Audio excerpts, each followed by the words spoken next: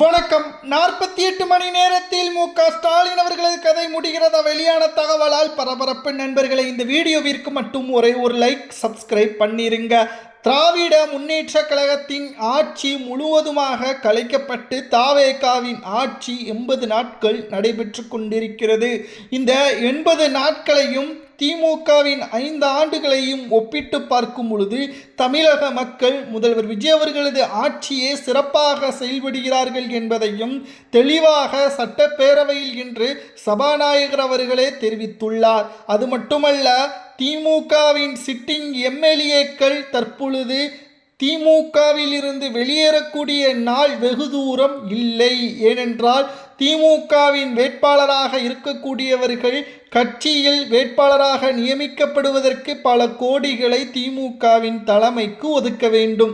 அது மட்டுமல்ல, பல்வேறு வழக்குகளும் திமுகவின் மீது இருக்கிறது. மேலும் பாஜகவுடன் திமுக கைகோர்க்க உள்ளதாக தகவல்களும் வெளியான நிலையில் ஸ்டாலினுக்கு அதிர்ச்சி அளிக்கக்கூடிய வகையில் சுமார் முக்கியமான சிட்டிங் எம்எல்ஏக்கள் கூண்டோடு தாவேகாவின் பக்கம் செல்ல திட்டமிட்டுள்ளனர். அடுத்த 48 மணி நேரத்திற்குள் இதற்கான தகவல்கள் அதிகாரப்பூர்வமாக வெளியாகும் என்ற தகவல் வெளியாகியுள்ளது. இது மட்டும் நடந்துவிட்டால் ஸ்டாலின் அவர்கள் அடுத்து முதல்வராக வருவதற்கு வாய்ப்பே கிடையாது. ஏனென்றால் தற்பொழுது இருக்கக்கூடிய அரசியல் கள நிலவரத்தில் திராவிட முன்னேற்ற கழகத்திடம் கூட்டணிகள் பெரிதளவில் இல்லை. மக்கள் எதிர்பார்க்கக்கூடிய அளவிற்கு திமுகவும் கடந்த 5 ஆண்டுகளில் சிறப்பான ஆட்சியையும் கொடுக்கவில்லை. மக்கள் திராவிட முன்னேற்ற கழகத்தை முழுமையாக ஒதுக்கிவிட்டார்கள். மக்கள் திராவிட முன்னேற்ற கழகத்தை வேண்டாம் என்று ஒதுக்கியதன் காரணமாகத்தான் கொளத்தூர் தொகுதியிலேயே ஸ்டாலின் அவர்கள் தோல்வியடைந்து நடைபெறக்கூடிய 7 சட்டமன்ற இடைத்தேர்தலில் ஸ்டாலின் அவர்கள் போட்டியிடுவதற்கு அச்சப்படுகிறார். அவர் உண்மையான மக்களின் நாயகனாக இருந்தால், திமுக தான் சிறப்பான ஆட்சியை கொடுத்திருக்கிறது என்றால் நடைபெறக்கூடிய தேர்தலில் அவரால் போட்டியிட முடியுமா? நடைபெறக்கூடிய இடைத்தேர்தல் 7 சட்டப்பேரவை தேர்தலிலும் ஏதாவது ஒன்றில் அவரால் போட்டியிட முடியுமா என்ற கேள்வியே தற்பொழுது மக்கள் முன்வைத்து வருகிறார்கள். எதிர்க்கட்சியாக இருக்கக்கூடிய பிரதான எதிர்க்கட்சியாக இருக்கக்கூடிய திமுக சட்டப்பேரவையில் தாவேகாவை ஒரு நொடி கூட கேள்வி கேட்க முடியாமல் முழுவதுமான சிறப்பான ஆட்சியே திமுகவிற்கு எதிராக தாவேகா ஆட்சி இந்த 80 நாட்களிலேயே கொடுத்துவிட்டது. அதையும் மீறி சில கேள்விகளை திமுகவின் எதிர்க்கட்சி தலைவர் உதயநிதி அவர்கள் கேட்டபோதிலும் கூட அதற்கு உடனடியான பதில்களையும் தெரிவித்து திமுகவின் ஆட்சியில் இது செய்தீர்களா என்ற கேள்வியையும் மறு கேள்வி கேட்டவுடன் திமுகவின் எம்எல்ஏக்களால் பதில் கூற முடியவில்லை. உதயநிதி அவர்களால் பதில் கூற முடியவில்லை. அடுத்தடுத்து நடக்கக்கூடிய அரசியல் கள நிலவரம் திமுகவிற்கு பாதகமாகவே சென்று கொண்டிருக்கிறது. நிச்சயம் அடுத்த 48 மணி நேரத்திற்குள் தமிழ்நாட்டில் மிகப்பெரிய அளவிலான கூட்டணி தற்பொழுது மாறக்கூடிய வகையிலும் கட்சியில் இருக்கக்கூடிய சிட்டிங் எம்எல்ஏக்கள் திமுகவை சார்ந்தவர்கள் தாவேகாவின் பக்கம் செல்லக்கூடிய சூழல் உருவாகும் என்ற தகவலும் தற்பொழுது வெளியாகி அரசியல் வட்டாரத்தில் பெரும் பரபரப்பை ஏற்படுத்தியுள்ளது. திராவிட முன்னேற்ற கழகத்திற்கு இது தேவைதான். ஏனென்றால் ஸ்டாலின் அவர்கள் 10 ஆண்டுகள் ஆட்சி அமைக்க முடியாமல் கலைஞரால் வாய்ப்புகள் மக்களால் மறுக்கப்பட்ட போதிலும் 2021 வழங்கப்பட்டது. அதிலும் 3.5% வித்தியாசத்தில்தான் வெற்றியடைந்தார். இப்பேற்பட்ட அரசியல் கள நிலவரத்தில் திமுக என்ன செய்திருக்க வேண்டும்? மக்களுக்கான நல்ல திட்டங்களையும் சொன்ன வாக்குறுதிகளையும் பக்கமாக சொன்ன வாக்குறுதிகளையும் நிறைவேற்றியிருக்க வேண்டும், அல்லது சட்ட ஒழுங்கையாவது காப்பாற்றியிருக்க வேண்டும். ஆனால் இரண்டும் திமுகவின் ஆட்சியில் முழுமையாக செய்யப்படவில்லை.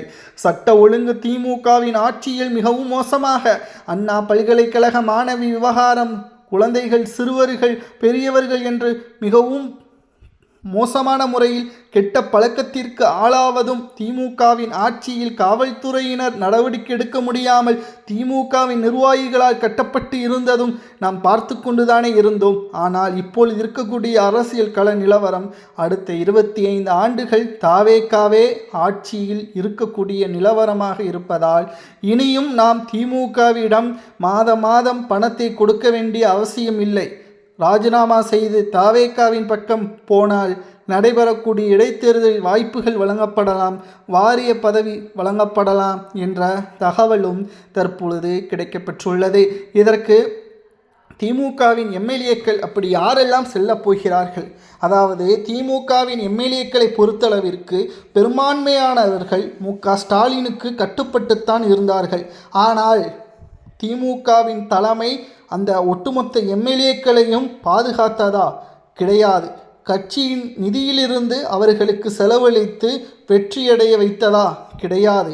எந்த தொகுதியில் வேட்பாளராக ஒதுக்கப்படுகிறார்களோ அவர்களே அந்த மாவட்டத்தில் பணங்களை செலவு செய்து வெற்றியடைய வேண்டும் என்ற கோரிக்கையை முன்வைத்துதான் அரசியல் களத்தில் போட்டியிட்டார்கள். ஆனால் ஆளும் கட்சியாக வர முடியாத காரணத்தினாலும் புதிய தாவேக ஆட்சி அமைத்ததன் காரணத்தினாலும் லஞ்சம் ஊழல் இல்லாத, டெண்டர்களில் முறைகேடு இல்லாத, அரசு வேலைக்கு பணம் வாங்க முடியாத ஒரு சூழல் உருவாகி இருப்பதால் நேர்மையான ஆட்சி நடைபெறுகிறது என்ற காரணத்தினால் திமுகவில் இனி இருப்பதை விட தாவேக்காவில் சென்று மக்கள் பணியை மேற்கொள்வோம். திமுகவில் மக்கள் பணியை மேற்கொள்ள முடியாது. பல்வேறு இடையூறுகள், பல்வேறு விமர்சனங்கள். திமுகவிற்கு பணத்தை கொடுத்தே ஆக வேண்டும். ஏன் சம்பள பணத்தில் கூட 60% தலைமைக்கு நிதியாக கொடுக்க வேண்டும் என்ற கட்டாயம் இருக்கிறது. இதையெல்லாம் தேவையில்லை என்று கூறிதான் தற்பொழுது தாவேகாவிற்கு செல்ல திட்டமிட்டிருக்கிறார்கள். இது நடந்தால் எதிர்வரக்கூடிய அரசியல் காலகட்டத்தில் திமுகவின் நிலைமை மிகவும் மோசமாக மாறிவிடும். அடுத்த 48 மணி நேரத்தில் அதிகாரப்பூர்வமான தகவல்கள் சமூக வலைதளங்களில் வெளியாகும். இது நடந்தால் மு.க.ஸ்டாலின் நிலைமை தலைகீழாக மாறக்கூடிய நிலைமையும் உருவாகும் என்ற தகவலை நம்மால் உறுதியாக பார்க்க முடிகிறது. 2026 சட்டசபை தேர்தல் அரசியல் களத்தில் திமுகவிற்கு மிகப்பெரிய ஒரு சோதனையாகவும், தாவேகாவின் ஆட்சியின் வருகை முதல்வர் இருக்கையில் விஜய் அவர்கள் அமர்ந்திருப்பதும், புதியவர்கள் அமைச்சர்களாக தமுக, திமுக மற்றும் விசிக இவர்கள் எல்லோரும் எதிர்க்கட்சியாக இருக்கக்கூடிய இந்த வேளையில் அமைச்சர் பதவியே காங்கிரஸிற்கும், விசிகாவிற்கும், முஸ்லீம் லீக்கிற்கும் கொடுத்து எங்கள் பக்கம் நியாயம் இருக்கிறது, தவறுக்கு நாங்கள் உடந்தையாக செல்ல மாட்டோம், மக்களின் பாதுகாப்பை இன்றியமையாதது என்று கூறி தற்பொழுது அரசியல் களத்தையே விஜய் அவர்கள் மாற்றிவிட்டார். அடுத்த 25 ஆண்டுகள் நிலைத்து நிற்கக்கூடிய அரசியலை உருவாக்கவும் தற்பொழுது திட்டமிட்டுள்ளது தாவேகா என்ற தகவலும் வெளியாகியுள்ளது. நண்பர்களே, ஒரு கேள்வி. ஒருவேளை திமுகவிலிருந்து எம்எல்ஏக்கள் ராஜினாமா செய்து தாவேகாவின் பக்கம் செல்லலாமா?